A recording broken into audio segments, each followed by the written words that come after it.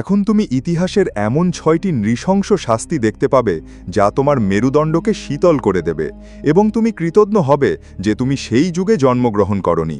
৬ নম্বরে আছে ফাঁসি। কল্পনা করো যে তুমি একটা জায়গা দিয়ে যাচ্ছ এবং পথে তুমি দেখতে পাচ্ছ মানুষগুলো এভাবে খুঁটিতে ঝুলছে। সাধারণ মানুষ ভীত হয়ে যেত। এই মৃত্যুদণ্ড কার্যকর করার পদ্ধতিটি পঞ্চদশ শতাব্দীতে ব্যবহৃত হতো। এর পদ্ধতি ছিল একটি ধারালো লাঠি নেওয়া। এটি বেশ বড় ছিল এবং নিচের দিক থেকে জোর করে ব্যক্তির ভিতরে প্রবেশ করানো হতো এবং সেই লাঠিটি সমস্ত অঙ্গ ছিঁড়ে ওপরে উঠে যেত। তারপর তারা এই লাঠিটি মাটিতে দাঁড়িয়ে রেখে দিত। শরীরের ওজনের কারণে ব্যক্তিটি ধীরে ধীরে পিছলে যেত এবং শেষে এই লাঠিটি কারো মুখ থেকে বেরিয়ে আসত। কারো কারো কোমর থেকে আর কারো কারো কাঁধ থেকে ফাঁসি দেওয়া হতো। এই লোকেরা জনসাধারণের জায়গায় এটা করত যাতে মানুষ ভয় পায়। এই রাজার নাম ছিল ব্লাড দ্য ইম্পেলার, যিনি তার সময়ে হাজার হাজার মানুষকে ফাঁসিতে ঝুলিয়েছিলেন এবং এই মৃতদেহগুলি তার রাজ্যের বাইরে ঝুলিয়ে রাখতেন যাতে শত্রুরা হাজারবার ভাববে। এই শাস্তি যুদ্ধ শত্রুদের এবং আক্রমণ করার সময় যারা গুরুতর অপরাধ করেছিল তাদের দেওয়া হতো। তিনি পঞ্চম স্থানে আছেন। কাটার অর্থ হল জীবন্ত ব্যক্তিকে কেটে ফেলা। অনেক সংস্কৃতিতে মৃত্যুদণ্ড কার্যকর করার এই পদ্ধতি ব্যবহার করা হতো। এতে ব্যক্তিকে জনসমাবেশের কেন্দ্রে নিয়ে যাওয়া হতো। সকলের সামনে ব্যক্তিকে নগ্ন করে উল্টো করে ঝুলিয়ে রাখা হতো এবং তার পা খোলা রাখা হতো। একটা খুব বড় করাত ছিল যা দুজন লোক চালাতো এবং তারা ধীরে ধীরে শিকারের পায়ের মাঝখান থেকে কেটে 2 ভাগে ভাগ করত। ঝুলন্ত ব্যক্তিটি নিজের মৃত্যু দেখছিল। তার চোখের সামনে থেকে তার অঙ্গ প্রত্যঙ্গ বেরিয়ে আসছিল। কল্পনা করো সে কতটা যন্ত্রণার মধ্যে আছে। এই শাস্তির উদ্দেশ্য ছিল সকালে ব্যক্তিকে যন্ত্রণা দেওয়া, জনসমক্ষে তাকে অপমান করা এবং তার মৃত্যুও ধীর গতিতে হওয়া। এই শাস্তির উদ্দেশ্য ছিল মানুষের মধ্যে আতঙ্ক ছড়িয়ে দেওয়া। 4র্থ নম্বরে আছে ব্রেকিং অন দ্য হুইল। প্রাচীন ইউরোপে এটি ছিল অত্যন্ত নৃশংস ধরনের মৃত্যুদণ্ড এবং নির্যাতন। কোনো ব্যক্তিকে হত্যা করার আগে এই পদ্ধতিটি ব্যবহার করা হতো যাতে সে প্রচণ্ড ব্যথা অনুভব করে এবং তার দাদির কথা মনে করে। এই চাকায় নির্যাতনের 3টি উপায় ছিল। প্রথমটি ছিল তারা চাকার পাশে থাকা ব্যক্তিকে বেঁধে নিচে আগুন জ্বালিয়ে ধীরে ধীরে ব্যক্তিকে পুড়িয়ে ফেলত। এই পদ্ধতিতেও শিকারকে অনেক কষ্ট পেতে হতো। দ্বিতীয় পদ্ধতি ছিল একজন ব্যক্তিকে এভাবে চাকার ওপর বেঁধে হাতুড়ির সাহায্যে প্রথমে তার আঙুল, হাত ইত্যাদি ছোট ছোট অংশ ভেঙে ফেলা হতো। তারপর এগুলো ভেঙে ফেলার পর হাড়, হাঁটু এবং কোমরের মতো বড় হাড় ভেঙে ফেলা হতো।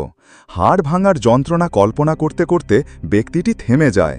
এখানে সব হাড় ভেঙে গেছে।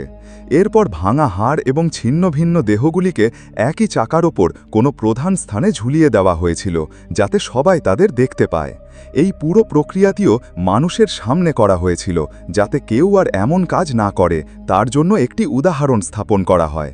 তারা শিকারকে কয়েক ঘন্টার জন্য সেখানে রেখে যেত, যেখানে প্রায়শই পাখি এবং প্রাণীরা তাকে খেয়ে ফেলত। তৃতীয় পদ্ধতি ছিল তারা একজন ব্যক্তিকে পাশ থেকে ভারী চাকার সাথে বেঁধে গড়িয়ে দিত। যেখানেই ব্যক্তি পিষ্ট হতো প্রায়শই তারা চাকাটি পাহাড় থেকে ফেলে দিত। 3 নম্বরে আছে ব্রিগেন ষাঁড়।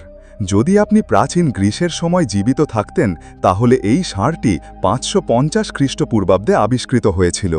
এটি ছিল একটি বৃহৎ ধাতব ষাঁড় যার একপাশে একটি খোলা অংশ ছিল। এই লোকেরা আগে এই গর্ত দিয়ে একজনকে ভেতরে ঢুকিয়ে বলদের নিচে আগুন ধরিয়ে দিত। এখন ভেতরে বসা ব্যক্তির অবস্থা কী হবে তুমি নিজেই কল্পনা করতে পারো। প্রথমত তাকে জীবন্ত পুড়িয়ে মারা হবে এবং দ্বিতীয়ত ধোঁয়ার কারণে সে দম বন্ধ হয়ে যাবে। এর মধ্যে মজার বিষয় হল ষাঁড়টির মুখের পাশে একটি শিং রয়েছে যা বিশেষভাবে ডিজাইন করা হয়েছিল শব্দ পরিবর্তনের জন্য। ভেতরে বসে থাকা ব্যক্তিকে জীবন্ত পুড়িয়ে মারা হচ্ছে। স্পষ্টতই যদি সে চিৎকার করে তাহলে তাকে হত্যা করতে হবে, তাই এই যন্ত্রটি তার চিৎকারের শব্দকে ষাঁড়ের আসল শব্দে রূপান্তরিত করে যাতে বাইরের লোকেরা আসলে ষাঁড়টির আওয়াজ শুনতে পাচ্ছিল। এবং ষাঁড়টির নাকে একটি ছিদ্র ছিল যা থেকে ধোঁয়া বেরোতে পারে। যারা বাইরে তাকালো তাদের মনে হলো যেন ষাঁড়টি আসলে সামনে দাঁড়িয়ে আছে এবং পাশ দিয়ে যাচ্ছে। বলা হয় যে এই ষাঁড়টি পেরিলাস তৈরি করেছিলেন। সেই সময় রাজা পেরিলাস তাকে এমন একটি নির্যাতন যন্ত্র তৈরির নির্দেশ দিয়েছিলেন যা মানুষকে ভয় দেখাবে। তাই খুব সৃজনশীল উপায়ে পেরিলাস ব্রেজেন বুল আবিষ্কার করেছিলেন। কিন্তু এটা করার পর শেষটা পেরিলাসের জন্য ভালো হয়নি। রাজা পেরিলাসকে প্রথম শিকার বানিয়ে এই ষাঁড়ের ভেতরে রাখলেন। রাজা পেরিলাসকে বললেন ভেতরে বসে ষাঁড়ের শব্দ বাজাতে, এবং যখন ষাঁড়টি ভেতরে যাবে তখন সে এটি বন্ধ করে নিচে আগুন ধরিয়ে দেবে। অর্থাৎ যিনি ষাঁড়টি আবিষ্কার করেছিলেন তাকে এই ষাঁড়েই ভুনা করা হয়েছিল, এবং রাজা ফিলারিস যখন তার রাজ্য হারান তখন তাকেও এই ষাঁড়েই পুড়িয়ে হত্যা করা হয়েছিল। তাই যিনি এটি তৈরি করেছিলেন এবং যিনি এটি তৈরি করেছিলেন উভয়ই এই ষাঁড়েই ভুনা করে মারা গিয়েছিলেন। যারা রাজার বিরুদ্ধে কথা বলতো, বিশ্বাসঘাতক ছিল অথবা খুন ইত্যাদি গুরুতর অপরাধ করত, তাদের এই ষাঁড়ে রাখা হতো। অর্থাৎ যিনি এটি তৈরি করেছিলেন এবং যিনি এটি তৈরি করেছিলেন উভয়ই এই ষাঁড়েই ভুনা করে মারা গিয়েছিলেন। যারা রাজার বিরুদ্ধে কথা বলতো, বিশ্বাসঘাতক ছিল অথবা খুন ইত্যাদি গুরুতর অপরাধ করত, তাদের এই ষাঁড়ে রাখা হতো। সেই সময় মানুষ ব্রেজেন ষাঁড়ের নাম শুনলেই কাঁপতে শুরু করত। এই শাস্তি কেবল রোমের মধ্যেই সীমাবদ্ধ ছিল না, বরং সমগ্র ইউরোপ জুড়েই ব্যবহৃত হতো। দ্বিতীয় শাস্তি হল হাতি দ্বারা পিষে ফেলা। এই শাস্তি দক্ষিণ পূর্ব এশিয়ায় দেওয়া হতো। 9 নম্বর শাস্তি মোঘল এবং সম্রাটরাও এই শাস্তি দিতেন। এই শাস্তি পেতে মানুষকে খুব বেশি পরিশ্রম করতে হয় না। কেউ চুরি বা জালিয়াতি করে থাকতে পারে। এটা বিহারি প্রতারণা নয়, এটা বিশ্বাসঘাতকতা বা কাউকে হত্যা করার মতো অন্য কোনো গুরুতর অপরাধ। কেউ কেউ বলেন যে কর না দিলেও এই লোকেরা মানুষকে পিষে ফেলত। যাই হোক, এই শাস্তি কিভাবে দেওয়া হতো? এই কাজটি জনসমক্ষে করা হতো। ভয় ছড়ানোর জন্য অপরাধীদের আনা হতো। এই কাজের জন্য বিশেষভাবে তৈরি করা হয়েছিল একটি প্রশিক্ষিত হাতি। হাতির ওপর একজন ব্যক্তি বসেছিলেন যিনি এটিকে সম্পূর্ণরূপে নিয়ন্ত্রণ করতেন। আমি আপনাকে আরও বলি যে হাতির ওজন 5000 কিলোগ্রাম পর্যন্ত।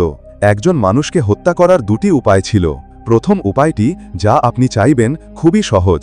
ব্যক্তির হাত পিছনে বাঁধা হতো এবং তার মাথা দাসের উপর রাখা হতো এবং হাতিটি তার পা রেখে তার মাথা পিষে ফেলত।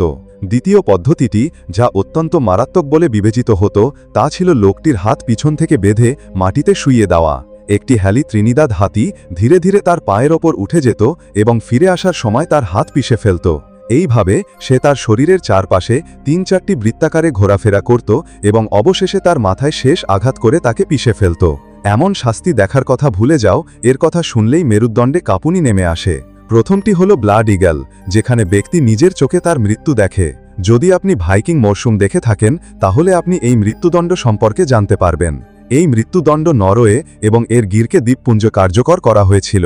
যাকে ব্লাড ইগল দেওয়া হয়েছিল তাকে জনতার মাঝখানে বসাতে বলা হয়েছিল। তার হাত দুটি কাঠের লাঠি দিয়ে বেঁধে রাখা হয়েছিল। এরপর পেছন থেকে একজন ব্যক্তি ছুরি দিয়ে তার পুরো কোমর কেটে ফেলত যাতে তার মেরুদণ্ড দেখা যায়।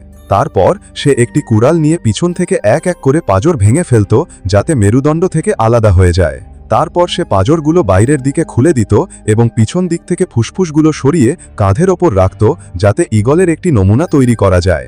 এই পুরো প্রক্রিয়ায় বেশিরভাগ ভুক্তভোগীই বেঁচেছিলেন। প্রক্রিয়াটি শেষ না হওয়া পর্যন্ত তারা আরও বিশ্বাস করতেন যে এই পুরো প্রক্রিয়ায় যে ব্যক্তি চিৎকার করবে না সে হাল্লায়, অর্থাৎ তাদের স্বর্গে যাবে, এবং যে চিৎকার করবে সে যাবে না। এরপর এই লোকেরা মৃতদেহটি একটি প্রধান স্থানে ঝুলিয়ে রাখত। তারা ঈগলের চিহ্ন তৈরি করত যাতে লোকেরা ভয় পায় এবং মানুষের মতো আচরণ করতে শুরু করে। এই ধরনের শাস্তি দেওয়ার উদ্দেশ্য ছিল ন্যায়বিচার করা নয়, বরং ভয় ছড়িয়ে দেওয়া। যাই হোক, এই শাস্তি জনসমক্ষে দেওয়া হয়েছিল যাতে মানুষ 1000 বার ভাববে। আগে ব্যবস্থা এমন ছিল যে কোনো অপরাধ করার আগেই মানুষ নিয়ন্ত্রিত হতো। আচ্ছা, এখনও তারা নিয়ন্ত্রিত, কিন্তু প্রশ্ন হলো কেন আমরা এখন এই ধরনের শাস্তি দেখতে পাই না? কারণ হলো, যখন সমাজ বিকশিত হয়েছে এবং আমরা আইনি ব্যবস্থা দেখেছি, তখন মানবাধিকারের নীতি জনপ্রিয়তা পেয়েছে, যার উদ্দেশ্য ছিল মানুষকে যেন এমন নৃশংস শাস্তি না দেওয়া হয়, তারা যে অপরাধী করুক না কেন। এর পাশাপাশি মানুষ এই মানবিক শাস্তির বিরুদ্ধেও আওয়াজ তুলেছিল এবং সময়ের সাথে সাথে সারা বিশ্বে শাস্তি দেওয়া বন্ধ হয়ে যায়। এই কারণেই আমরা এমন মৃত্যুদণ্ড দেখতে পাই না, কিন্তু ইতিহাসে একজন ব্যক্তিকে নির্যাতন ও মৃত্যু দেওয়ার এমন অনন্য পদ্ধতি ছিল যা আপনি কখনো কল্পনাও করতে পারবেন না।